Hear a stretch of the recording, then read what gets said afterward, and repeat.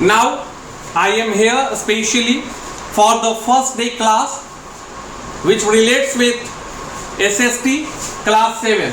The heading is here कि भाई अब हम लोग SST के विषय में चैप्टर 1 के विषय में पढ़े।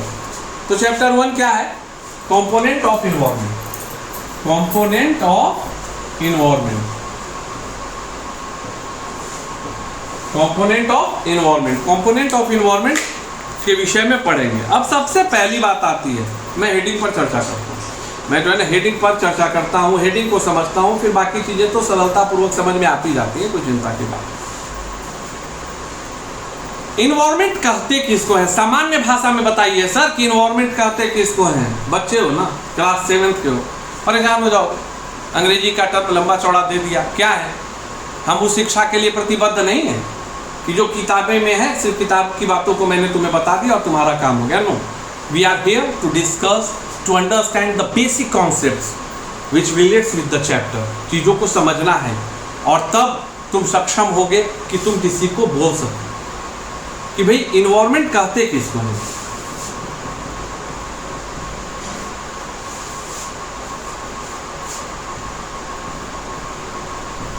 इन्वायरमेंट जो है कहते किसको है? एक लाइन में समझ लेना है कि कोई ऑर्गेनिज्म के, किसी ऑर्गेनिज्म के लिए जितनी भी बाहरी परिस्थिति होती है, अब जैसे ये ऑर्गेनिज्म है ए, इसके लिए जो सराउंडिंग कंडीशंस है, क्या है? सराउंडिंग कंडीशंस जो है यही इन्वायरमेंट है। सरल भाषा, जैसे हम रह रहे हैं ना, हम धरती पर रह रहे हैं, इसको एकदम बिल्कुल एकदम सामान्य अर्थ में समझो।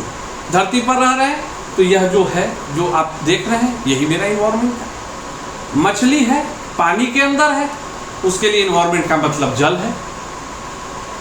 इस चीज को समझना, और इसको जब समझ लिए ना तो फिर ये तो जो परिभाषा है जो लिखी हुई है कि the term environment refers to all the external conditions, बाहरी conditions in which an organism lives and survives is called environment। अरे ये तो रट लेंगे सर, याद हो जाएगा, लेकिन आप पहले नॉर्मल भाषा में तो बता दो। और इसीलिए मैंने बताया कि कोई भी प्रकार, चाहे वो जल पे रहने वाला हो, स्थल पर रहने वाला हो, हवा में रहने वाला हो, जो भी ऑर्गेनिज्म जहाँ निवास करता है उसके जो बाहर, उससे से जो जुड़ी हुई जो एक्सटर्नल कंडीशंस है, उसी को हम लोग क्या बोलते हैं? इन्वायरमेंट बोलते हैं। एक लाइन में बुनियादी चीज जो है आपको समझ लेनी है। अब सवाल आता है कि भाई बहुत अच्छा बात है, तो इन्वायरमेंट जो है सर, आप तो एक तरह से कह रहे हैं कि इन्वायरमेंट जो है लिविंग ऑर्गेनिज्म या जो भी प्रकार के ऑर्गेनिज्म है उसके बाहर का जो है बाहरी कंडीशन है। ठीक बात है। तो एक चीज याद रखना है, इसमें इंपॉर्टेंट टर्म क्या है? इसमें इंपॉर्टेंट टर्म क्या है? तो एक चीज देखो, एक चीज लिखता है कि the inter relationship, the inter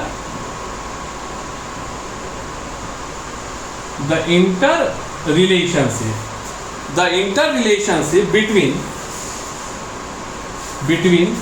living organism and the interrelationship between living organism and the environment is called, देखो यही मजेदार चीज है, जियोग्राफी। इसको क्या बोलते हैं? जियोग्राफी बोलते हैं। दिमाग में था ना, हम लोग सब पढ़ते हैं ना, भूगोल पढ़ते हैं, नागरिक शास्त्र पढ़ते हैं, इतिहास पढ़ते हैं, अर्थशास्त्र पढ़ते हैं, राजनीति शास्त्र पढ़ते हैं, तमाम चीजें पढ़ते हैं। लेकिन अगर तुमसे पूछ दिया जाए कि सर भूगोल को अंग्रेजी में ज्योग्राफी बोलते हैं, ज्योग्राफी की परिभाषा क्या होगी, आदमी हथौड़ा बोल जाए, वो सोच ही नहीं पाएगा कि कहाँ से शुरू करे, कैसे शुरू करे।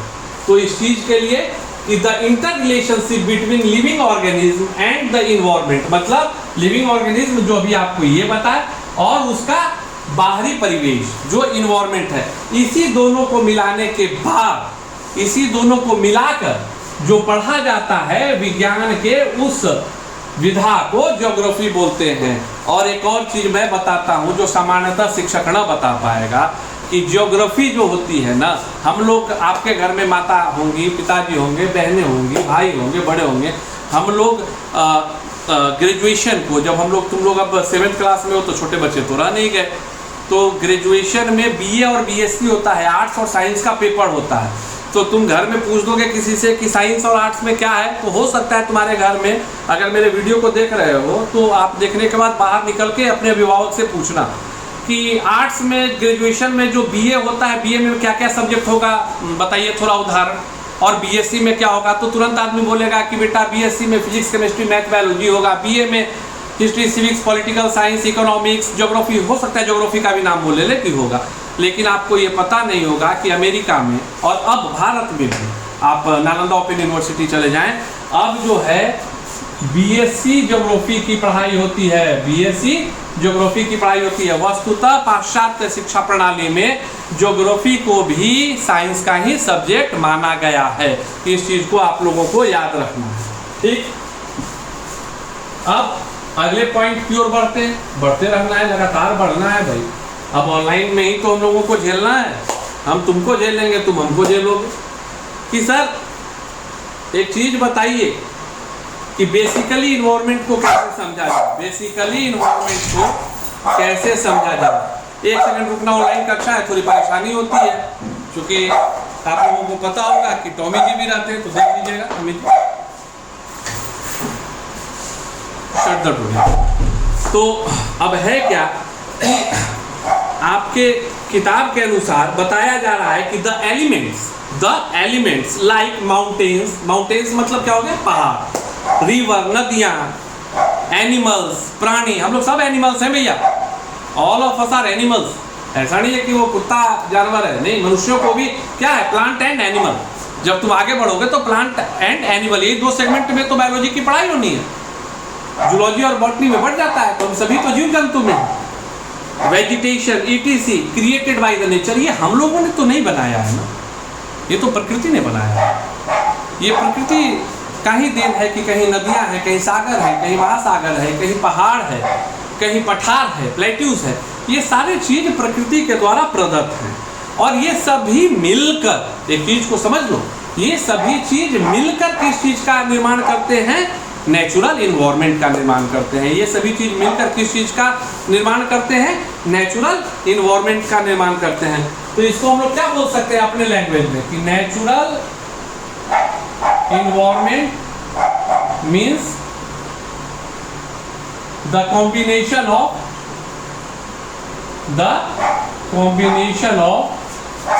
रिवर,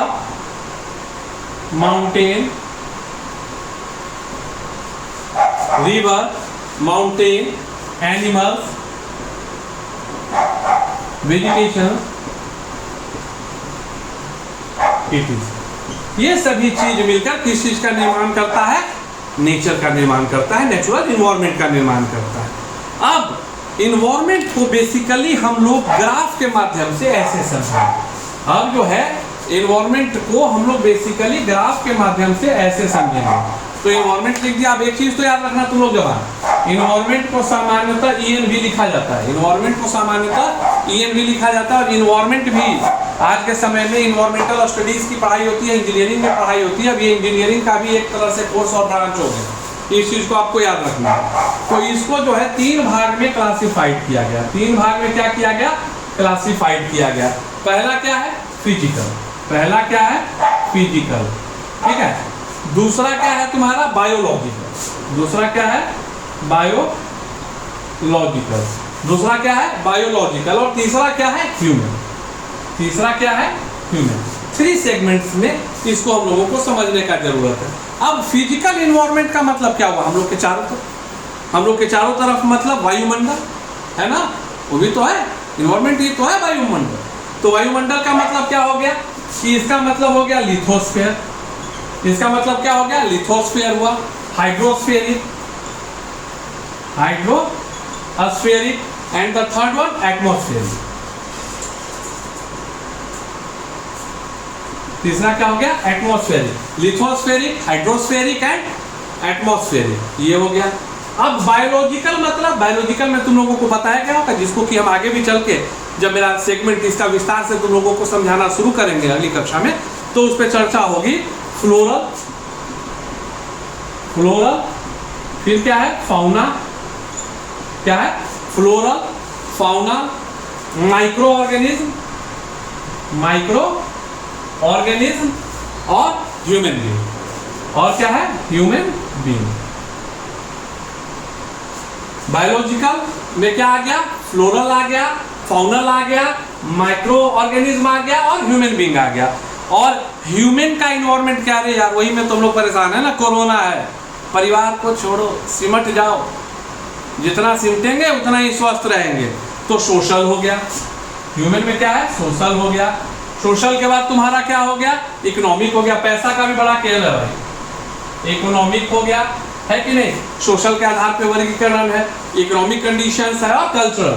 अब कल्चरल का मतलब कल्चरल के आधार पे नहीं है, तमिल वाले बंदे आएंगे, केरला वाले बंदे आएंगे, तो वो हम लोगों के साथ जल्दी तो नहीं घुल मिल पाएंगे। क्यों, उनके लिए कल्चरल है, जो जहाँ रहता है वहाँ की संस्कृति का धारण कर लेता है, उसके आस पास में वही संस्कृति मिलेगी। अब हम लोग हैं, पूजा पाठ हुआ तो कुर्ता पैजामा पहनते हैं, आजकल जींस पैंट टी शर्ट भी पहनते हैं। कहीं आप यहाँ शादी देखते होंगे कि रात में होती है, दक्षिण भारत में शादी दिन में होती है। तो वस्तुतः ऐसा माना जाता है कि भैया लोगों पर उसके आसपास के सभ्यता और संस्कृति का भी प्रभाव पड़ता है। तो इसके साथ जो है हम लोग कंपोनेंट ऑफ द एनवायरनमेंट की शुरुआत कर दिए हैं। In the next class we will discuss it briefly, that how and what we have to understand and study. Thank you. Have a great day.